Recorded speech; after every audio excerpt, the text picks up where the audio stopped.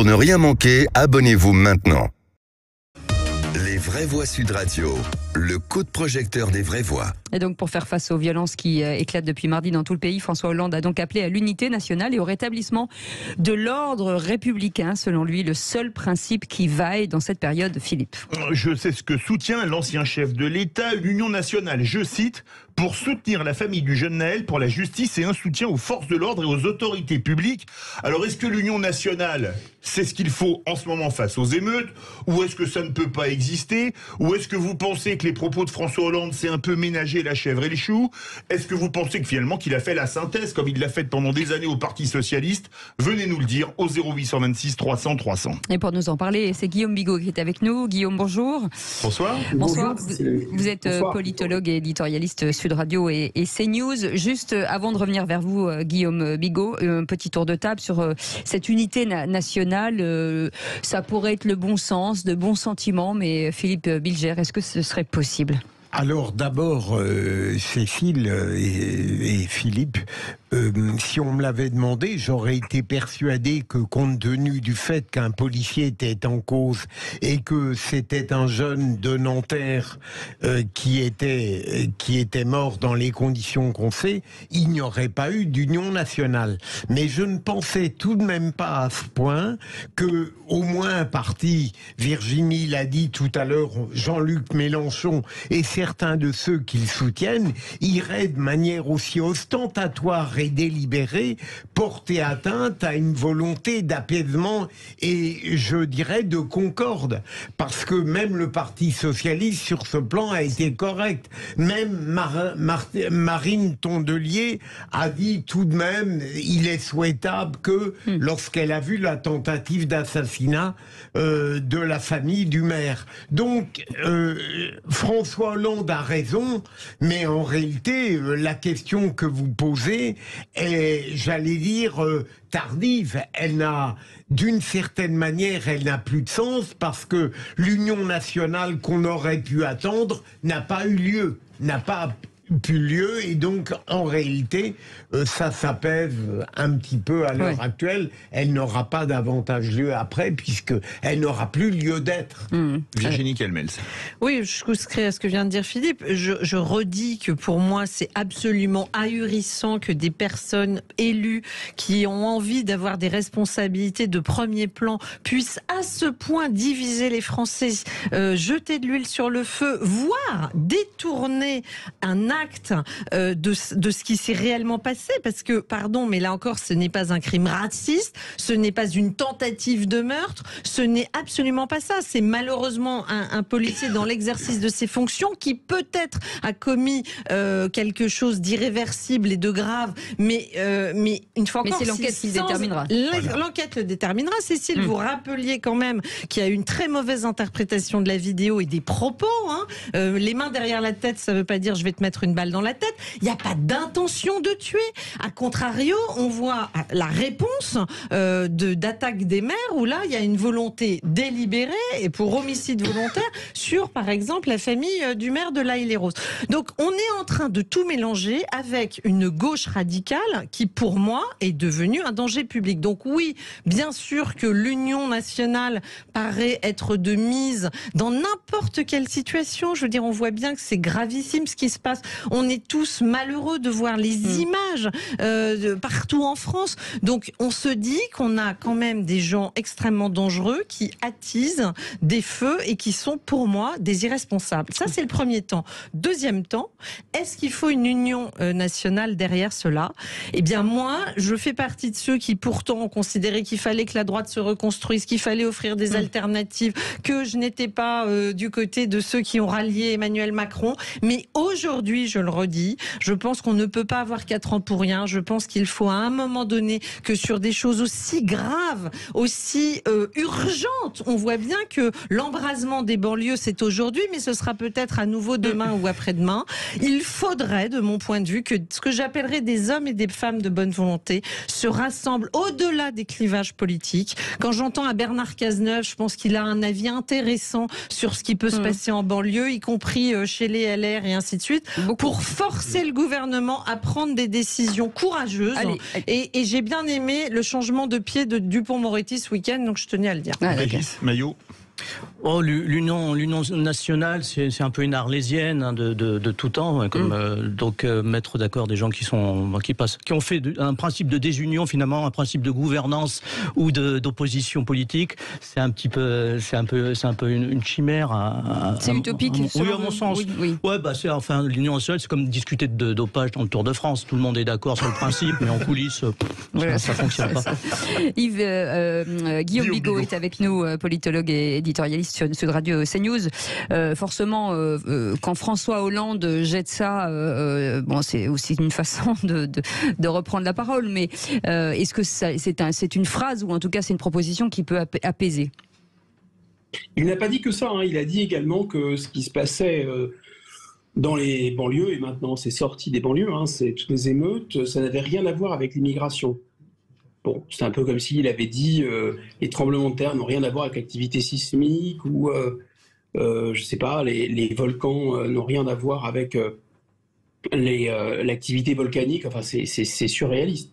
Donc, je pense que dans tous les moments graves de l'histoire de France, on a très envie, nous les citoyens, que nos dirigeants se rassemblent par-delà les clivages. On a très envie d'une union sacrée, parce qu'on sent bien tous que l'heure est grave. On a vraiment envie de ça. Mais ça veut dire que quoi? Ça veut dire qu'il fait encore du déni aujourd'hui? C'est ça que vous voulez dire, que c'est du déni? Mais c'est une formule assez lapidaire d'Einstein. On connaissait Einstein sur des équations un peu plus compliquées que ça, mais je crois qu'il a raison quand il dit ce n'est pas les gens qui ont créé les problèmes qui vont pouvoir les résoudre. Si l'union sacrée, si l'union nationale, c'est vraiment un moyen de faire encore 5 minutes, monsieur le bourreau, de prolonger des solutions qui non seulement n'en sont pas, mais ce sont les politiques qui nous ont amenés là où on en est. Donc si c'est pour prolonger encore un État... parce que qu'est-ce qu'ils appellent au fond les valeurs républicaines? Qu'est-ce que c'est pour eux l'union nationale? C'est d'abord la dissolution de l'identité nationale. Cette République, c'est comme un arbre sans sève. Il parle en général de la République, il ne parle jamais de la République française. La France et la République sont deux faces d'une même pièce. La République, c'est un système juridique, c'est un système institutionnel, qui est d'ailleurs cohérent avec la démocratie, avec une certaine idée d'intérêt général aussi, c'est assez particulier à la France et à un État. Et en même temps, c'est un attachement à une histoire, à un peuple, à un territoire qui charrie, comme dit Renan, un plébiscite de tous les jours, un affectio societatis, comme disait les latins, une volonté d'être ensemble. Or là, ce qui se passe dans les banlieues, c'est l'échec de cette... C'est pas le plébiscite de tous les jours, le plébiscite tous les soirs, il est perdu là.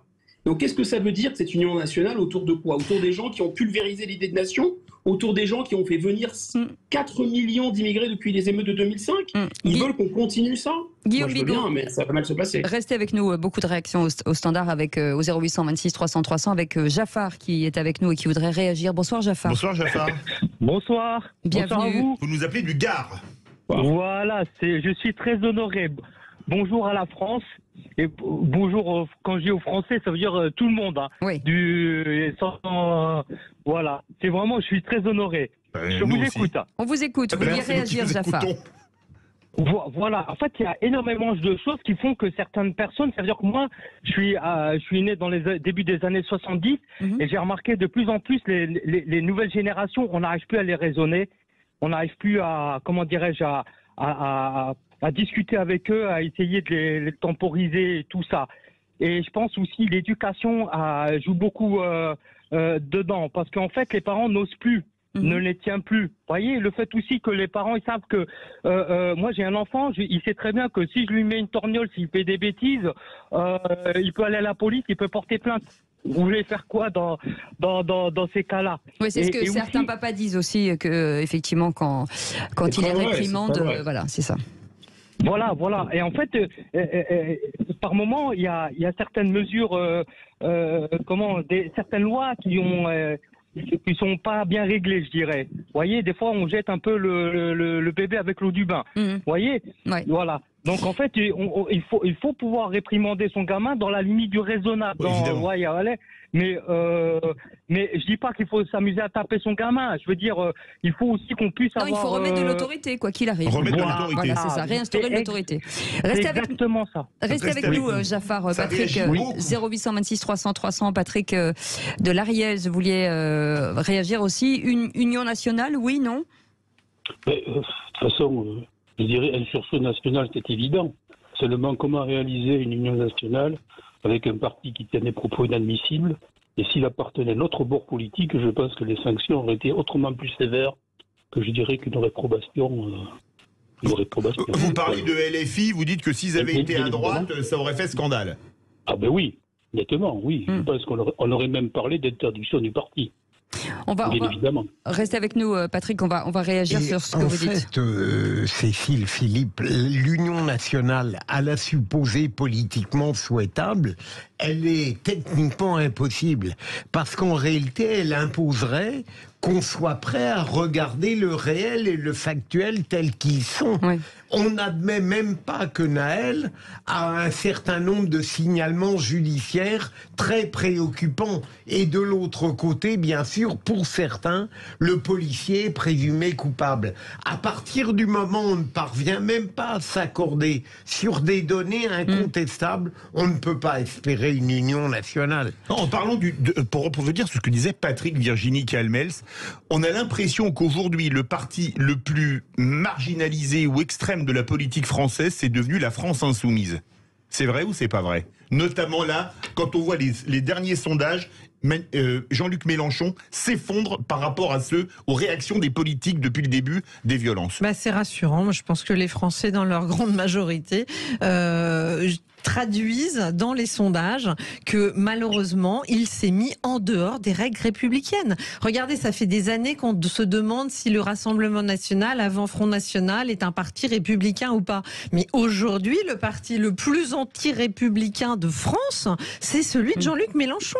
Je veux dire, il se met systématiquement en marge des règles, des principes, du respect de l'Union nationale et aujourd'hui, pour moi, il s'est mis en marge de la République. Et je pense que la question devrait être effectivement sur la pérennité de ce parti qui quand même appelle à des choses lunaires. L'insurrection. Voilà. Lunaire, c'est lunaire. 0826 300 300, Jean-Pierre est avec nous de Marseille. Bonsoir Jean-Pierre. Bonsoir, merci Jean-Pierre d'être avec nous. Une réaction. Avec plaisir. Écoutez, moi je suis toujours sidéré que l'ancien président Hollande ose encore s'exprimer, lui, sur ces sujets-là. Oh, mais qu'il ait le droit, personne ne lui conteste, mais qu'il ose encore le faire, après le bilan qui est le sien, et après avoir fait part dans un livre qui s'appelle « Un président ne devrait pas dire ça », des propos qu'il n'a jamais démentis, évidemment, puisqu'il était enregistré par les deux journalistes Davé et L'Homme. Il a dit « tout ça finira par une partition ». Alors qu'est-ce qu'il voulait dire en fait? Alors moi je vais vous dire, quand il prône l'union nationale, faudrait-il encore qu'il y ait une nation? Faudrait-il encore qu'on parle de la France et pas d'une république? Et faudrait-il encore qu'on dise clairement à ceux qui sont les derniers arrivés, et j'en fais partie, et je suis pas blanc de peau, c'est la première fois que je le dis à votre antenne alors que ça fait une bonne dizaine de fois que j'y passe, il faudrait apprendre à ces gens-là les règles de la France, l'héritage de la France, l'histoire de France, et le respect de la France. Parce que ces gens ne l'aiment pas, la France. Ils la détestent. Alors il va falloir leur imposer. Il va falloir arrêter l'immigration. Il va falloir arrêter tout un tas de choses qui mettent ce pays par terre. Il va falloir surtout que nos dirigeants s'achètent une paire de ce que j'appelle les partis les plus virils, si vous voyez ce que je veux dire, parce que franchement, il va falloir qu'ils se disent qu'il faut du courage et qu'il va falloir assumer les blessés, il va falloir assumer peut-être des morts, mais il va falloir faire régner l'ordre. Et vous restez avec nous, Jean-Pierre. Yves Bigot, quand vous entendez ça... c'est Guillaume Bigot. Pourquoi je dis Yves? Guillaume Bigot qui est dans les médias. Pardon, Guillaume. Excusez-moi, Guillaume Bigot. Quand vous entendez ça, et il le dit, il s'appelle Jean-Pierre, mais voilà, il est issu de l'immigration. Est-ce que on a été peut-être trop laxiste? Mais je pense qu'il y a un énorme problème. Quand j'entends, d'abord, on n'a pas besoin pour dire des choses qui sont vraies. De rappeler qu'on n'a pas une telle ou telle couleur de peau. Nous sommes en France. C'est le pays le moins raciste du monde. C'est le pays qui a inventé l'antiracisme. C'est le pays qui a aboli l'esclavage. Devrait-on le rappeler? c'est un pays sur lequel, au fronton de nos édifices publics, il y a liberté, égalité, fraternité. C'est ce qui nous fonde, c'est ce que nous sommes. Alors, ça fait 40 ans que des gens qui sont non seulement des eunuques, je suis absolument d'accord avec votre interlocuteur, mais avec notre auditeur, mais aussi des gens qui n'ont pas de cervelle. Ça fait 40 ans qu'ils, par lâcheté, par tremblote, en fait, auto-accusent des Français préventivement, chargent les Français, en fait, d'une espèce de xénophobie, d'une espèce d'amalgame, d'une espèce de détestation de l'autre, d'une espèce de mépris, qui est celui, malheureusement, d'une bonne partie de l'immigration qui arrive de zones réislamisées. Ils ramènent une version assez intégriste et stupide de leur religion qui a été réinventée dans les années 80-90 dans ces régions.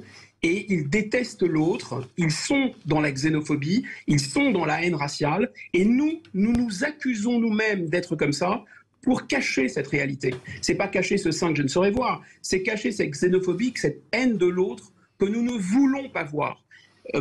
Ça a été très très bien expliqué dans le livre qui est passé absolument sous les radars quand il est sorti pour la première fois, Les territoires perdus de la République, où en fait les auteurs, et Georges Bensoussan, le coordinateur de ce livre collectif, a expliqué qu'en fait l'idée c'était quoi? C'était de plaquer sur les enfants d'immigration le schéma des porteurs d'étoiles jaunes. Ils sont intouchables parce que symboliquement ils sont les porteurs d'étoiles jaunes. Sauf qu'à un moment dans les classes, les anges, les porteurs d'étoiles jaunes, ils toisent leurs professeurs et ils leur disent « on arrête de parler de la Shoah parce que malheureusement Hitler, il n'a pas fini le travail ».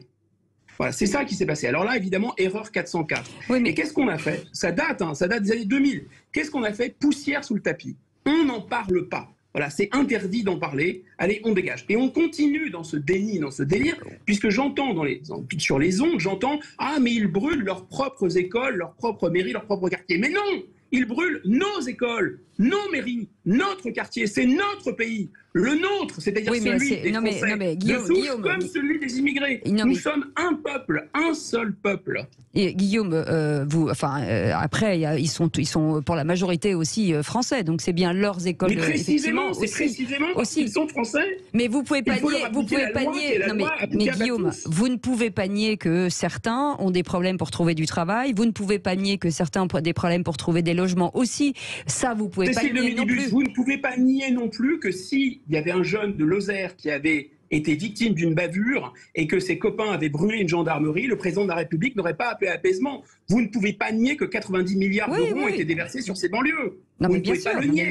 Donc cette culpabilité, en fait, ils le sentent, les jeunes de ces cités dans lesquelles j'ai grandi, je connais par cœur, ces jeunes sentent que ces excuses, ces génuflexions, il y a deux réalités. Il y a à la fois, ils sentent bien que c'est du mépris, du racisme, parce qu'il y a une gêne, parce qu'on parle de ces gens-là pour dire qu'ils ne sont pas comme nous. D'ailleurs, c'est la raison pour laquelle on ne veut pas leur appliquer la même loi qu'à tous. Et en plus, compte tenu de leur culture, compte tenu de l'installation de cette culture du ghetto américain, compte tenu de l'installation de cette culture du trafic de stupéfiants, de la violence qui règne, de l'ambiance qui règne et de la réislamisation, avec des valeurs qui sont aux antipodes des bisounours, LGBT et compagnie, là, je peux vous assurer que si en plus vous les plaignez et en plus vous êtes dans une culture de l'excuse et que vous mettez un genou à terre, mais non seulement ils vont vous mépriser, mais ils vont vous haïr. Et c'est exactement ce qui se passe. Et quand on fait une minute de silence pour Nahel, c'est pas un genou à terre qu'on met, c'est toute la classe politique qui se met à plat ventre.